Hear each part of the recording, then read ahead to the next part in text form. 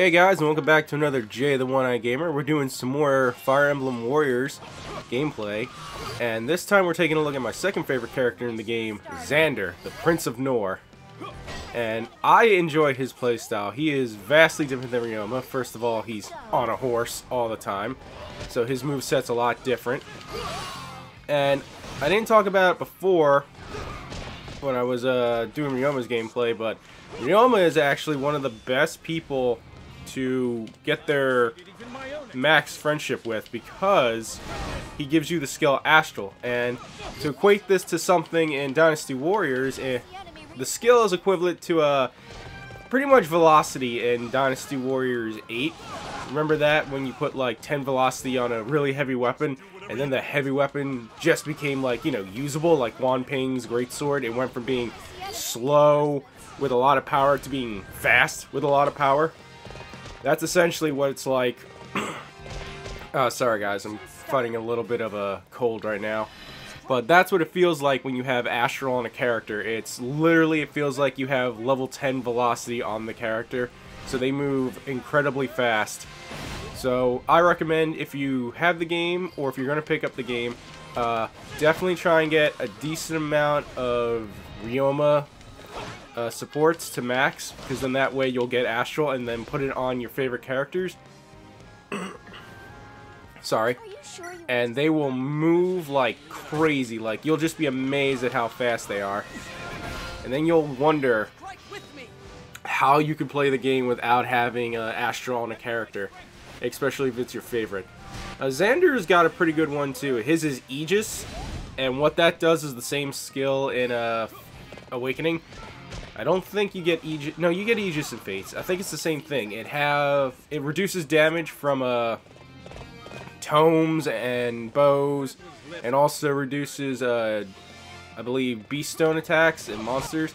So that's pretty handy yourself. Frederick's got the more defensive one in form of, you know, physical attacks, because he's got I think it's passive. Sorry. He's got passive, so that's also a good skill.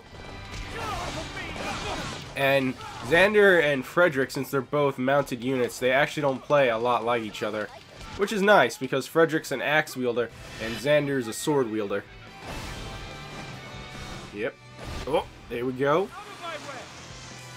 Oh. I really do enjoy playing as Xander. But yeah, I forgot to mention that in the last video with Ryoma, because obviously you got support conversations with characters, and with that you get special skills, and also each time you level up the support, the highest you can go to I think is like A+ for people who you have a support conversation with, you get certain materials that you need to, you know, either produce into the skill or actually makes it easier to level certain classes. Like Silica, she gets her shield with a C conversation, and since you rarely fight her in the game, I think outside of her history map, it's really hard to get her items to craft, because obviously you're very limited in how you use her. That's if, you know, you don't put her as a support for everything. There we go, let's change it out here. Sorry, I'm sorry about the throat clearing, guys. I'm trying not to make it show up if I can. Also, like I said, these videos are to see if you guys want the commentary, because, you know, like I said, when Dynasty Warriors 9 comes out, I'm gonna definitely make gameplay content of it. I haven't decided if I'll do all 90 characters yet, because, you know, I don't know how the game's gonna structure. I don't know how the setup for a mission goes. So if the base battle itself takes over like 20 minutes, I'm pretty sure you guys wouldn't want to watch like a 20-minute episode of me commentating while playing. I'm pretty sure like these short videos of like 8, 9, I think the longest might be 10 if I push it. I think that's a good number, because it's pretty quick watch. But like I said, I definitely want your guys' feedback. I definitely want to know if you want me to do these videos further after this first batch with with commentary. And I will definitely try my best to get better at commentating. Like, I really do want to get better at this. It's just, you know, I think my first video in 2018 was the Xenoblade Chronicles 2 quick look. And before that, I took, you know, a break, obviously, over the holiday to spend with family and friends. And, you know, coming back, it's like, yeah, I get used to it again, you know? It's like getting on a horse. No pun intended. But Xander, in my opinion, is a really good unit.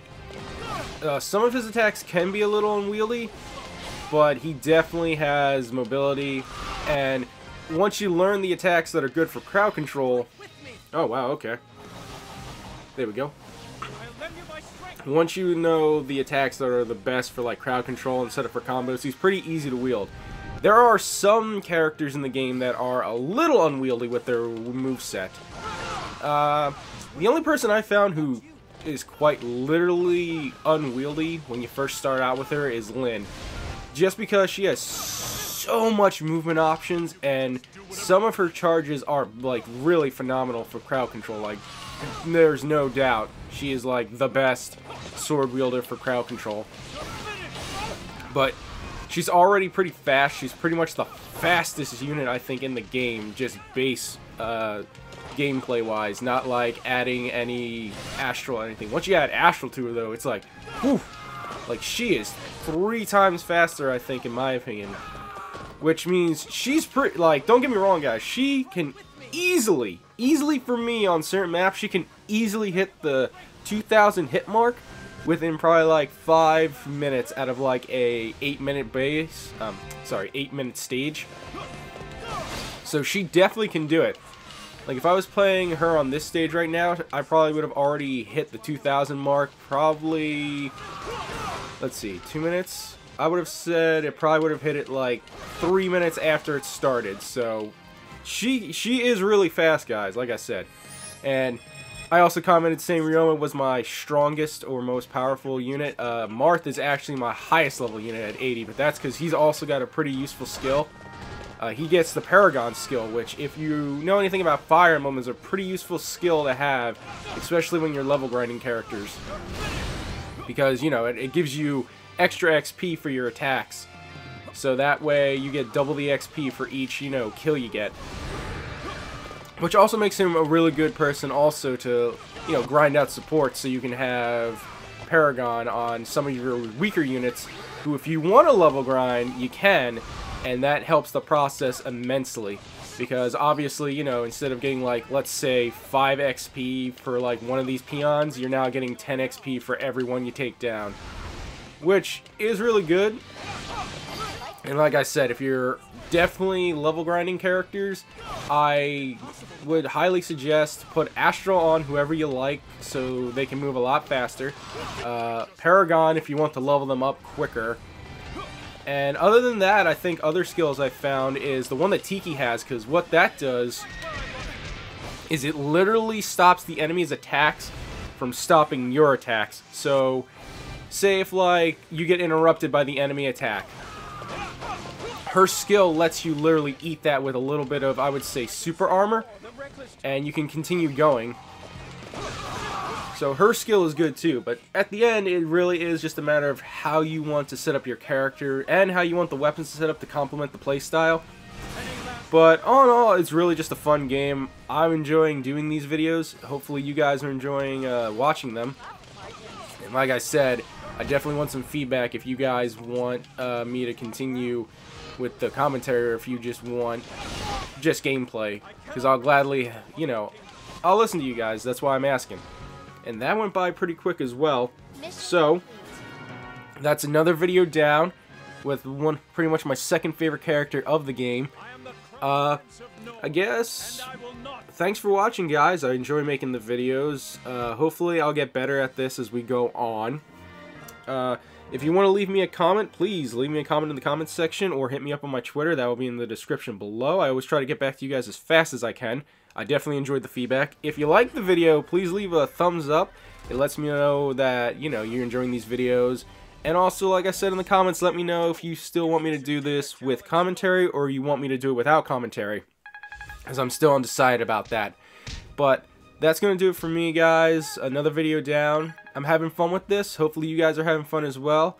And what I want you guys to do is have a great day as usual. And remember, guys, let's rock!